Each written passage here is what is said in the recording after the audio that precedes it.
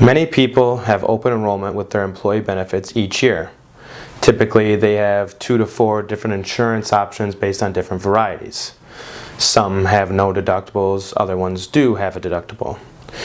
The more comprehensive your policy is, the less likely you have to pay out of pocket for when you're using the coverage, based on lower copays or less overall cost sharing. Typically, that cost is more built into the annual premium you're paying, versus if you did take a plan with a deductible, typically that annual premium is a little bit less because the cost isn't baked in. Now, if you don't know what you're paying for your health coverage, a good exercise that you can do is take a look at a recent pay stub, see what's being deducted out of your paycheck to pay for the coverage, and then if you get paid twice a month, you can times it by 26, and that gives you a pretty good idea of what you're paying on an annual basis for your coverage. Now, if you utilize your health insurance coverage a lot, being on a deductible plan might not make sense. Some people don't have an option, they have to be on a deductible plan. Others don't really utilize or use their coverage very often or not at all. For people like this, if you're paying a higher premium for a non-deductible plan, it might not make sense for that situation either.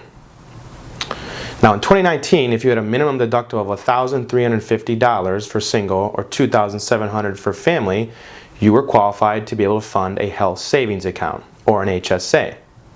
Sometimes even the employer will help contribute to the employee's plan if that plan is selected. Now, an HSA is a great account because it's one of the tax advantage accounts the IRS allows. If used for long-term planning, you could possibly take advantage of a triple tax benefit. The first being similar to your traditional 401k, for example, the money goes into the account pre-tax. Also similar to a traditional 401k, the money inside the account, if invested, grows tax deferred. And then last, when you pull the money out down the road, if used for qualified medical expenses, the money comes out tax free. So let's take a look at that first tax benefit, for example.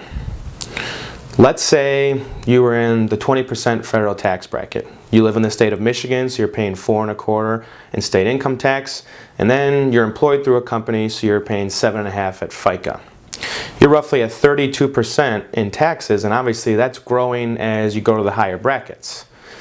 Now in 2020, if you're single, you could contribute $3,550 into the HSA, and for family you can do $7,100. Now if you're above the age 55, you can add another $1,000 on each of those numbers. Now typically we see that a lot of people are uneducated and don't know how to best use these types of accounts. They can be utilized very well if utilized properly. Also, a lot of the time we see that people are choosing the wrong plan even though they could be utilizing a better tax break maybe in some other ones. Now let's look at that second benefit. This is more when you're utilizing the HSA for more of a long-term type of plan. However, like I said before, it grows tax deferred. Now in some HSA plans, after you reach a certain minimum threshold, they do allow you to start investing in the account. Now if you do invest and you have it more geared towards long term, in that period, hopefully you're taking advantage of compounding growth. Well, that growth is going to grow tax deferred, which leads me to the last tax benefit, the third one, which again, the money comes out tax-free if used for qualified medical expenses.